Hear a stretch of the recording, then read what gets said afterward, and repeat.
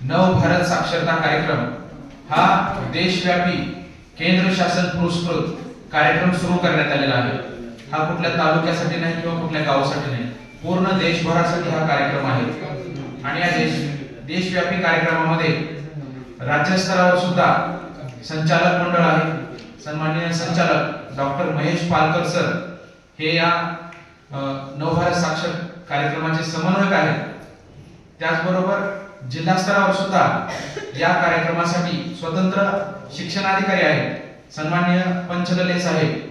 त्याचबरोबर आपल्या तालुक्यावर सुद्धा या कार्यक्रमासाठी पदाधिकारी आहेत, विस्तार अधिकारी असतील, केंद्र प्रमुख असतील। सर्वांच्या मदतीने आपल्याला गावोगाव असेल किंवा शहरी भागात असेल, रुरल आणि अर्बन दोन्ही ठिकाणी हा कार्यक्रम आयोजित करायचा आहे। आणि आपलं गाव आणि आपलं शहर हे 100% साक्षर करून देशाच्या साक्षरतेचा जो टक्का आहे तो वाढवायचा आहे।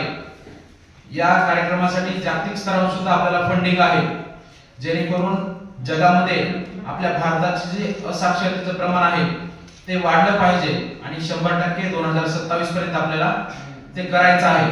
त्यासाठी तुम्हा सगळ्यांची आपल्याला अत्यंत खूप मोठी मदत लागणार आहे, मोलाचं सहकार्य आवश्यक आहे।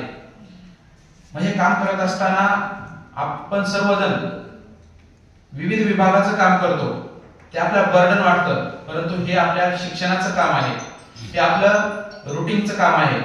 आपल्याला शिक्षण देणे हीच जबाबदारी आहे, ते आपल्याला कुठेही नाही म्हणता येणार नाही। त्यामुळे शासनाने हे आपलं नियमित काम म्हणून याला मंजुरी दिलेली आहे किंवा आपल्याला ते सांगितलेलं आहे।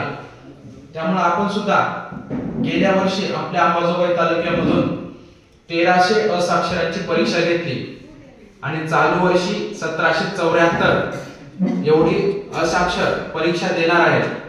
आणि 2027 पर्यंत जे आपल्याला 6500 असाक्षर सापडलेले आहेत किंवा तुमच्या सर्वेक्षणामध्ये ते आढळून आलेले आहेत, ते आपल्याला साक्षर करायचे आहेत। त्यामुळे सर्व शिक्षक असतील, स्वयंसेवक असतील, या सर्वांचं मदत आपल्याला आवश्यक आहे। त्यामुळे शासन काय करत आहे, विविध कार्यक्रम आयोजित करत आहे। सांस्कृतिक कार्यक्रम असतील किंवा सण असतील, सण नवरात्र उत्सव असेल, गणेश उत्सव असेल किंवा दिंडी असेल, या सर्व आयोजनामध्ये सुद्धा शासन या योजनेचा प्रचार प्रसार करत आहे। नवरात्र उत्सवामध्ये आपण सर्वांनी जागोजागी ज्या ठिकाणी देवी बसवलेली आहे त्या ठिकाणी सुद्धा साक्षरतेचा प्रचार प्रसार केला।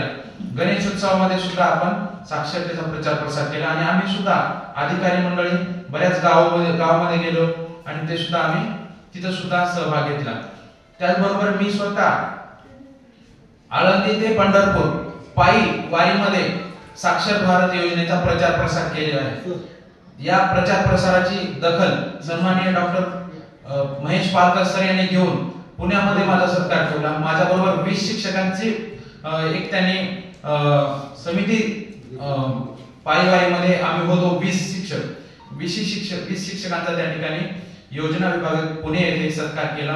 त्याचबरोबर बीसी मध्ये सुद्धा त्यांनी बीड जिल्ह्याचं कौतुक केलं की पायीवारीमध्ये आपला शिक्षक सहभागी होता आणि त्या पायीवारीमध्ये जे भाविक होते, जे वारकरी होते, त्यांचं जिथं जिथं त्यांचं आगमन आहे तेथील गट शिक्षण अधिकाऱ्यांना, तेथील शिक्षकांना त्यांनी सूचना केल्या होत्या की तुम्ही वारीमधील वारकऱ्यांना भेटून त्यांचं शिक्षण विचारा, त्यांचं गाव विचारा, त्यानंतर त्यांचा शोध घ्या आणि असाक्षरांचा शोध घेऊन राज्य कार्यालयाला त्यांची माहिती कळवा।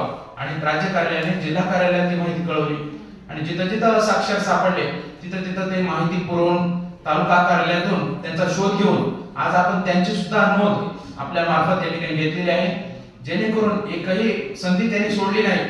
जिथं मिळेल तिथं साक्षरतेचा प्रचार प्रसार करून असाक्षर लोकांचा शोध घेऊन त्या ठिकाणी योजना ही 100% पोहोचवण्याचा प्रयत्न करत आहे। आणि आज सुद्धा त्याचाच एक परिपाक म्हणून राज्य स्तरावर उल्हास मेळावा झाला, त्यानंतर जिल्हा स्तरावर विभाग स्तरावर संभाजीनगर या ठिकाणी मेळावा झाला। सन्माननीय विभागीय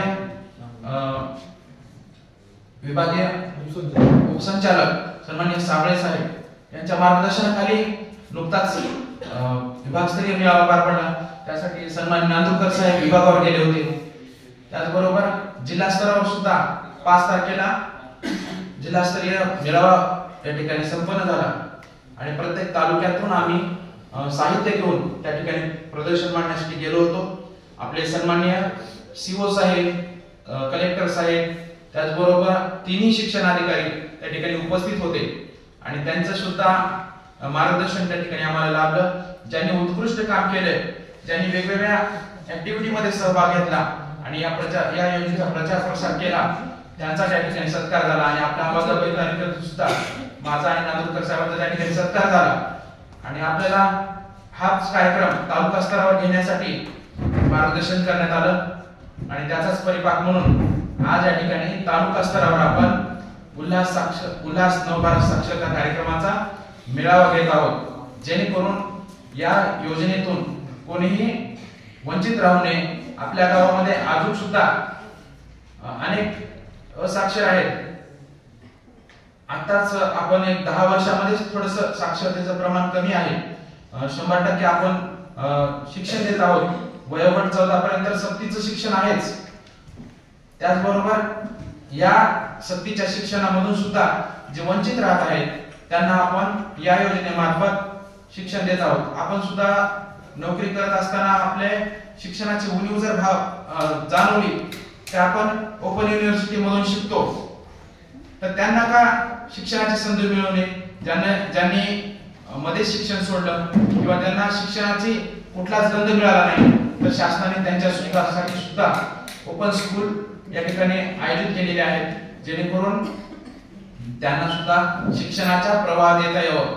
त्यांची सुद्धा मोठा विचार करून शासनाने हा उपक्रम हाती घेतलेला आहे आणि या उपक्रमामधून आपण सर्वांनी जर 100% सहभाग घेतला, आपल्या गावापुरता जर आपण विचार केला आणि आपल्या गावाचे जर 100% साक्षर करण्याचं जर ध्येय धोरण आपण हाती घेतलं, तर निश्चितच आपलं गाव साक्षर होईल आणि आपला तालुका सुद्धा 2027 पर्यंत 100% साक्षर होईल।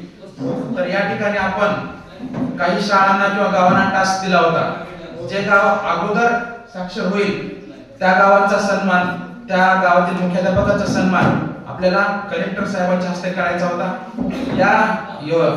या अंतर्गत पूस आणि जिल्हा परिषद प्राथमिक शाळा हनुमंतवाडी या गावाने सहभाग घेतलेला आहे। चालू वर्षी दोन्ही गाव 100% साक्षर होणार आहेत। याचा खूप मोठा आनंद आपल्याला व्यक्त करायचा आहे, कारण आपल्याला एक गाव साक्षर करायचं आहे 2027 पर्यंत आणि आपल्याला 2027 पर्यंत 100% तालुका साक्षर करायचा आहे। या मेळाव्यासाठी शुभेच्छा देण्यासाठी प्रास्ताविक स्वरूपात पुढे सन्माननीय नांदुरकर साहेब बोलतीलच, परंतु या कार्यक्रमाचा समन्वयक म्हणून मी आपल्या समोर मनोगत व्यक्त केलेला आहे। आणखीन संधी मिळाली तर मी या कार्यक्रमाचं तुम्हाला रूपरेषा सांगेन। तुर्तास मी तुमची रजा घेतो। धन्यवाद।